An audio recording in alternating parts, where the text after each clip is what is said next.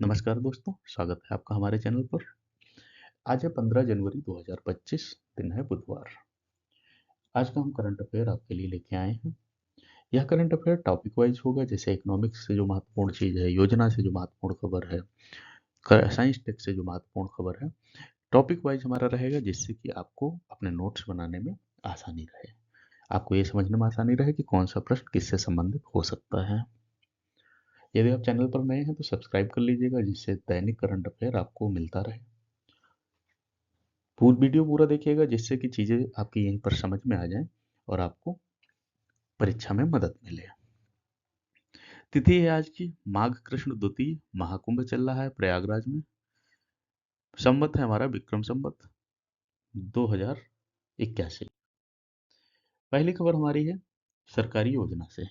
C dot और IIT मंडी के बीच गतिशील स्पेक्ट्रम उपलब्ध कराने के लिए वाइड बैंड स्पेक्ट्रम सेंसर के सेमीकंडक्टर चिप विकसित करने के लिए एक समझौते पर हस्ताक्षर किए गए। पहले हम खबर पढ़ेंगे। खबर पढ़ना इसलिए ज़रूरी है क्योंकि शब्द उसमें से कोई भी आ सकता है परीक्षा में। कई बार पूछा जाता है हाल ही में खबरों में रहे इस शब्द का मतलब या ये किससे संबंधित है, इसलिए खबर पढ़ना ज़रूरी है। फिर आपको समझाते हैं कि इसमें क्या महत्वपूर्ण हमारे लिए रहने वाला है, क्या प्रश्न बन सकते हैं, और उसके अलावा ये इसकी आसान भाषा क्या होगी, क्योंकि कई बार खबर की अखबार की भाषा जो रहती है थोड़ी कठिन रहती है, जो हम आसानी से नहीं समझ पाते हैं। पहले खबर पढ़ना ज़रूरी है, फिर समझाते हैं। सी डॉट और आईआईटी मंडी के बीच में एक हस्ताक्षर हुआ है गतिशील स्पेक्ट्रम उपलब्ध कराने के लिए वाइड बैंड स्पेक्ट्रम सेंसर के सेमीकंडक्टर चिप विकसित करने के लिए। साइंस टेक का भी हो सकता है ये। क्या कहता कहता है centre for development of telematics C dot ने भारतीय प्रौद्योगिकी संस्थान मंडी आईआईटी मंडी और भारतीय प्रौद्योगिकी संस्थान आईआईटी जम्मू के सहयोग से एक समझौते पर हस्ताक्षर किए हैं।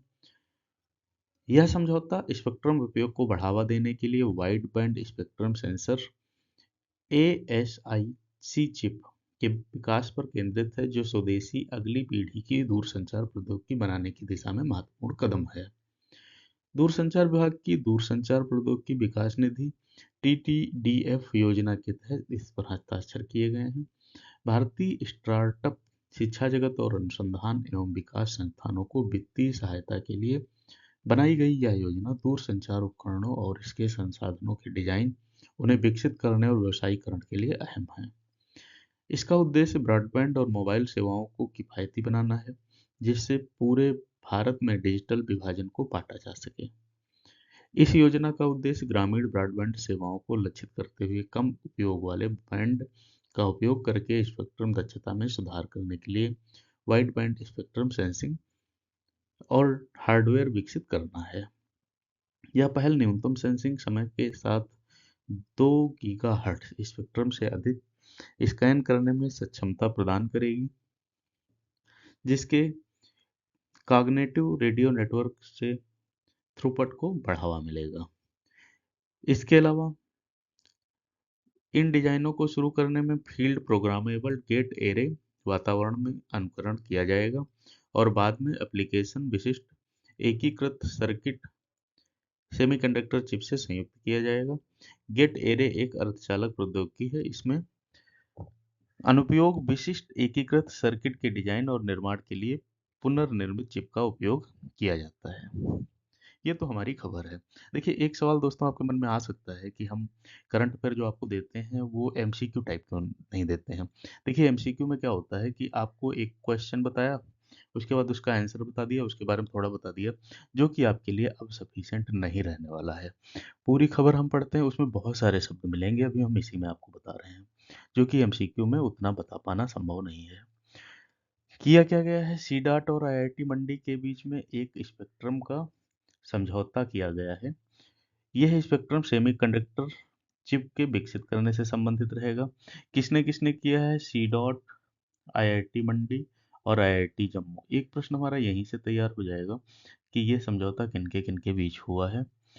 इसका उपयोग क्या रहने वाला है, अगली पीढ़ी की दूरसंचार प्रौद्योगिकी बनाने की दिशा में महत्वपूर्ण कदम रहने वाला है। ये दूरसंचार विभाग की दूरसंचार प्रौद्योगिकी विकास निधि योजना ने इस पर हस्ताक्षर, ये योजना भी इसमें शामिल है। इस कुल का उद्देश्य ये रहने वाला है ब्रॉडबैंड और मोबाइल सेवाओं को किफ़ायती बनाना। देखिए होता क्या है कि आजकल जो मोबाइल सेवाएँ हैं ये महँगी हैं।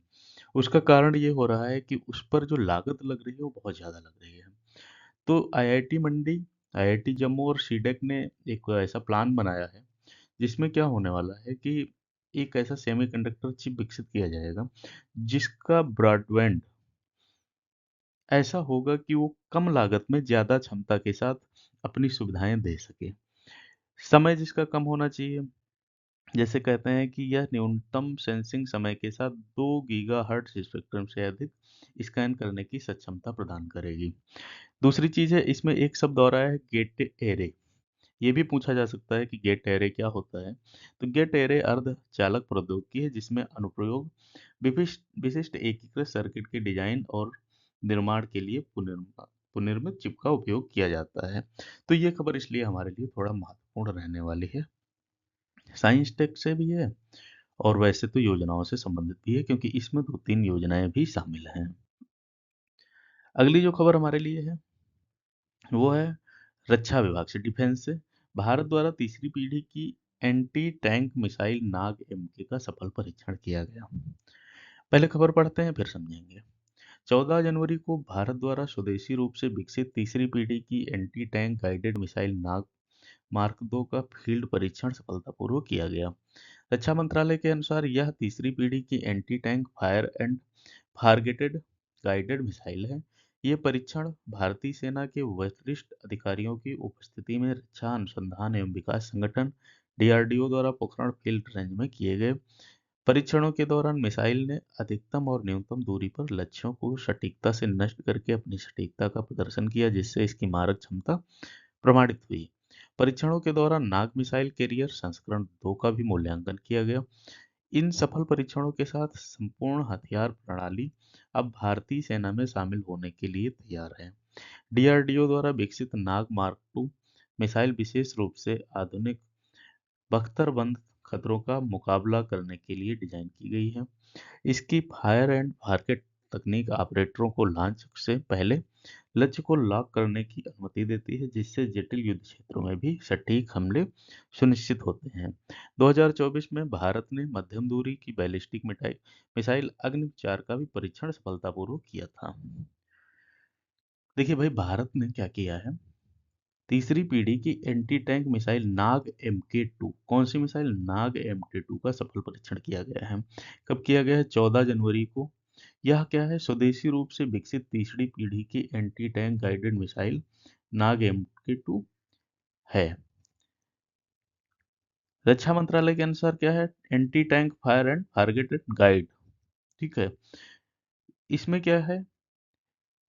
परीक्षणों के दौरान अधिकतम और न्यूनतम दूरी पर लक्ष्यों की सटीकता को नष्ट करके अपनी सटीकता प्रदर्शित किया।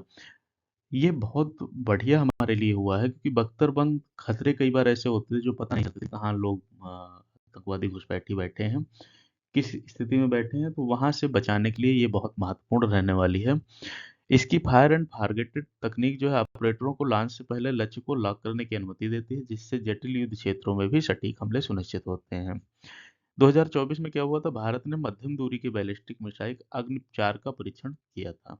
अब देखिए, अग्नि 4 और एमके 2 ये दोनों हमारे लिए महत्वपूर्ण रहने वाली हैं। अगली जो खबर है हमारी वो पश्चिम बंगाल से है। पश्चिम बंगाल सरकार ने गंगा सागर मेले में तीर्थयात्रियों को आकर्षित करने के लिए नई पहल की घोषणा की है।